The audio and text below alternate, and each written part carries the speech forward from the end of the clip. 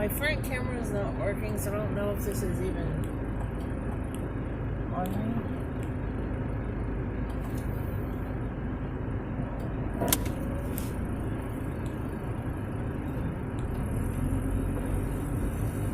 Okay, I was dropping my son off, so I don't want to be talking to myself. So, it's been a while. How have you been? I have not, in all this time, been alone in my car having to drive anywhere. Of course, for a little while, my boyfriend was home with the whole lockdown thing. And my son has been out of school, and they both do all the driving now. I'm not even allowed to drive my car when I want to because they're always driving. So how have you been, really? I hope everyone is good. I didn't forget, and I didn't just not talk to you because everything is great and wonderful in my life and I have no anxiety. Trust me, that's not it. Actually, my daughter, who is 18, that's when my anxiety started really bad. And she now has it very bad. She has started seeing a therapist. She started going to the doctor for it. Different doctors.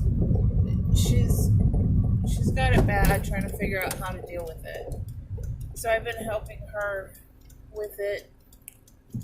But it's one of those things where each person's different, and there's nothing you can just say, like, this will make it better.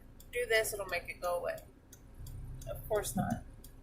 What works for me won't work for you, won't work for her. So that's hard to deal with for her. And for me, to see her going through it, I know how terrible it is. And your daughter, to have to see that and watch that, it's terrible. So I have found out that it is a hereditary thing. I mean, for some part of it can be hereditary. It's not all, what happened to us when we were children or what happened to us in this terrible situation in our life, or, when, I don't know what I'm trying to say. When you go to see a therapist, they tell you, think back to this traumatizing time when this started, or learn to forgive someone to help yourself feel better. It's like trying to pinpoint it to one or many incidents in your life to heal yourself so that you can make the anxiety go away.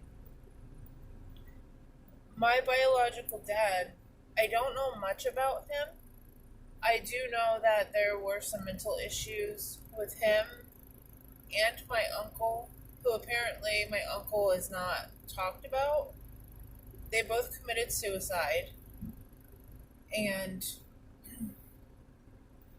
I don't know. I don't know what this is about either. I don't know what exactly went on with my uncle because like I said, no one would talk about him. Everyone on that side of the family is now dead. So I'll never get answers. My mom was married to him, to my biological dad, for probably a year and a half, I think. I think I was 4 months old or 6 months old when he committed suicide, so I don't know a lot, only that she won't talk about his brother, my uncle. So, I guess there was something about Satan worshiping and what sounds to me like paranoid, schizophrenic behavior, but I don't know that the diagnosis was ever made. And then with my biological dad, just a bunch of what sounds to me, again, there was never any diagnosis, but what sounds to me like anxiety and depression. And he killed himself. He didn't feel good enough, as far as what I've been told. My grandfather, who was the only one alive on that side of the family, was like my best friend before he passed away. But he wouldn't talk about it. Obviously, it just hurt him too bad. All three of his children had died. His wife had died. He didn't like to talk about that. It hurt him a lot. So I just get information here and information there. But I do know that there was definitely mental health issues. So I've always thought, well, I wonder if I could have gotten it from them. And there's no definitive answer that I've been able to get from a healthcare professional about it being genetic. It's usually what happened in your life. Like I was saying, hey, you can't turn yet. Like, were you raped as a child? Were you know how they just ask you all these things and kind of try and pinpoint it to that. So this is all new to me, and it's interesting. Unfortunately, that I have now passed this on to my daughter, which she always showed signs of anxiety, as I did as a child too.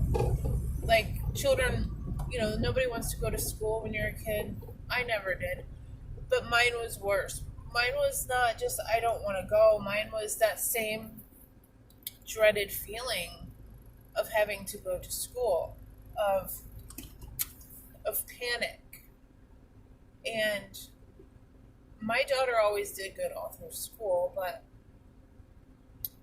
just things she was telling me that she does is she scratches her throat. And I do that when I get real anxious. I feel like my throat's closing up. I pull my necklace. I scratch my throat. I do that all the time. I'm sure I've done it, and plenty of times that I have recorded myself. I don't realize I'm doing it, but she woke up yesterday morning and had just scratches all up and down her throat from doing that. And it's just terrible, but I'm not trying to come back like all sad and depressing, but that's what's been going on as far as anxiety goes. And my son is dropped off. I'm almost home. He will be going back to school in less than 2 weeks, so I'll be able to be in the car alone more and be able to share my thoughts more. If you have anything that you've been thinking about or any questions, of course, I'm not a professional. And like I said, what works for me may not work for you. But if you want to know any kind of coping techniques that I use that maybe you haven't seen me talk about before, or just any questions, I'll be more than happy to talk to you about it. I still can't go live because I'm an idiot and I don't know how from my laptop. And I can't do it from my phone because you have to have like all these subscribers and blah, blah, blah. Which is fine. I don't need all that. But I just can't go live anymore from my phone. So, thank you. Any question, anything you want to talk about, please let me know. And I will